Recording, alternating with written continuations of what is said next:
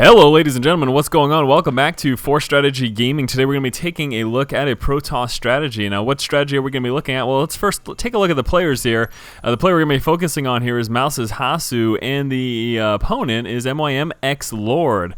So this is going to be a Protoss versus Zerg strategy that we're taking a look at. Specifically though, what we're going to be looking at is the idea of going for those fake Expos. I know this is something that a lot of you have seen in the past, and you may be wondering in particular, how do you do it? What's the whole point of it?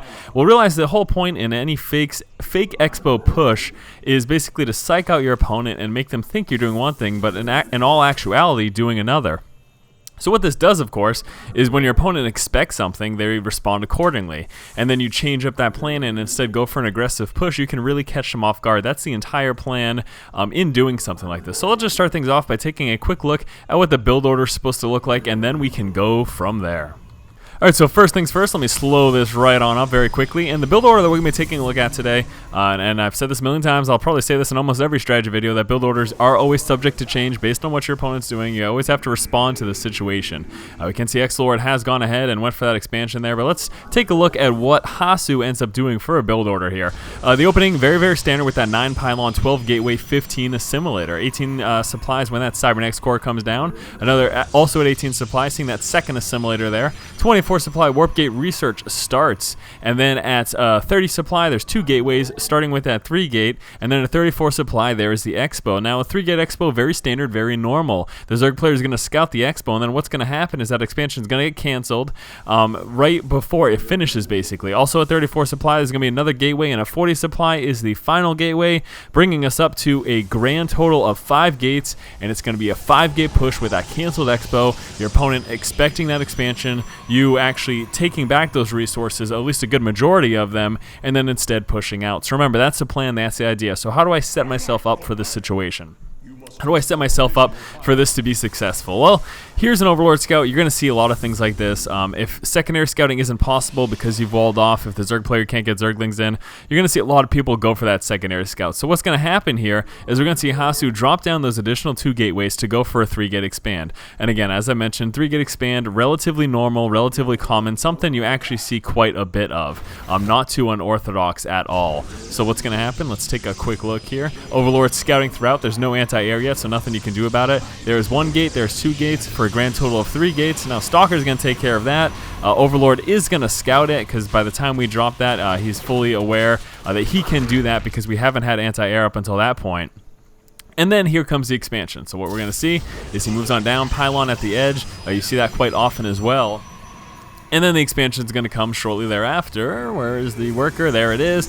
Moving on down and dropping the Expo. So there you go. So far, everything's been pretty standard. Also getting that additional gateway right now, that's not too crazy as well, given the fact that that expansion is coming.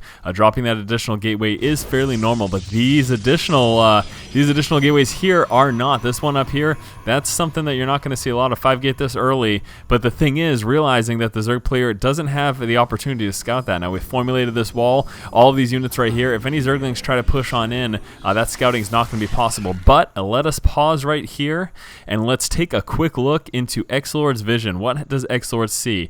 He so far has seen the 3 gate, okay? He sees the Expo, he sees that additional gateway.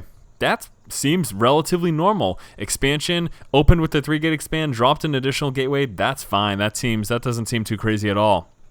So as far as X-Lord is concerned, this is a pretty normal build. So let's go back right into Hasu Vision. So X-Lord is going to be pushing back with those Zerglings. And again, what's going to happen here is as soon as that Expo gets close to finished here, we're going to try to shoo those Zerglings away now.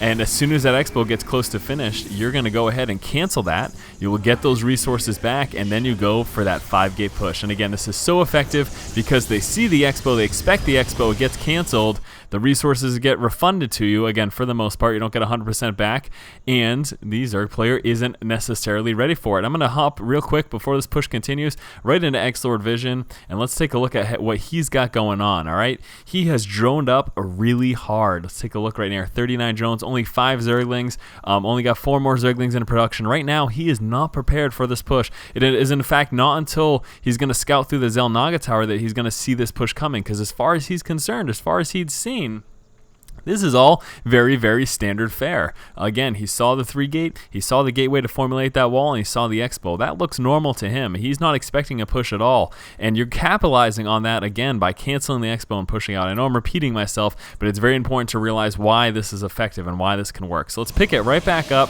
So here comes the push. Now at this point, the Zerg player is going to scout the push. He realizes the aggression is coming. He realizes something very funny is going on. He responds then by getting additional spine crawlers, but at that point, it is way too late. So here's the position right now. If cancel the Expo, we're pushing out with 5 gateways worth of units. Now what's going to happen? Well, one big thing you really want to do is force fielding the ramp. That is absolutely huge. Doing that basically cuts back on the possible reinforcements.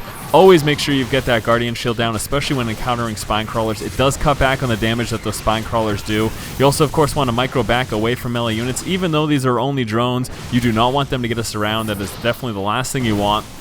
And just try to keep up the force field on this ramp. And I know force field and Guardian Shield have been basically a big focus in terms of what we've been looking at so far in this push. So it's also important to realize that with this push, it's going to be pretty smart if you go Sentry Heavy. I mean, typically in a 3-gate expand, as it is, Sentry Heavy is going to be the name of the game. So you want to get those early on, let them work up their energy so you can have enough to keep up those Guardian Shields, and you can keep those force fields pretty consistent as well. Because cutting back on those units, being able to pull down is absolutely huge. Look, there are Banelings up here, but they can't even engage because you're going to be able to keep up this force field pretty consistently.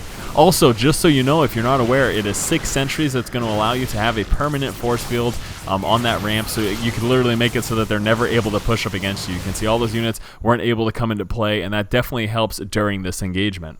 So let's go ahead and wrap it up, taking one last look at that build order. I'm going to be starting off fairly standard with a 9 Pylon, a 12 Gateway, 15 Assimilator, 18 Supply, Cybernetics Core, 18 Supply is the second Assimilator, 24 Supply starting that Warp Gate research, 30 Supply is these double Gateways, then at 34 Supply, you're going to be getting the Nexus at that point. Also 34 Supply, get the Gateway out front here to formulate that wall off with the Nexus, leaving a small space for your units to plug up. This is going to prevent anything from running actually up and into your base. And then at 40 Supply, getting this gateway here, and that's pretty much just right after a warp in of units. When you drop down this gateway, you're putting down this one here as well.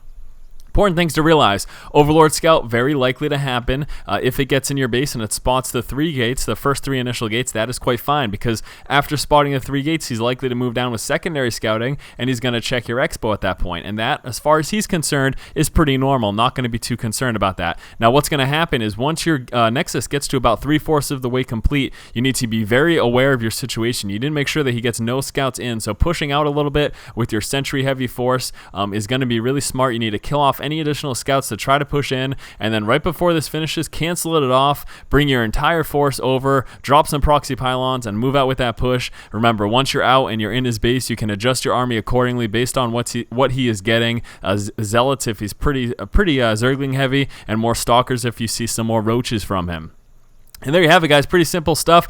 Can be a very effective tactic, most certainly. So yeah, that about does it. As always, guys, if you like the content, please do go ahead and subscribe to the channel. Keep watching and keep owning.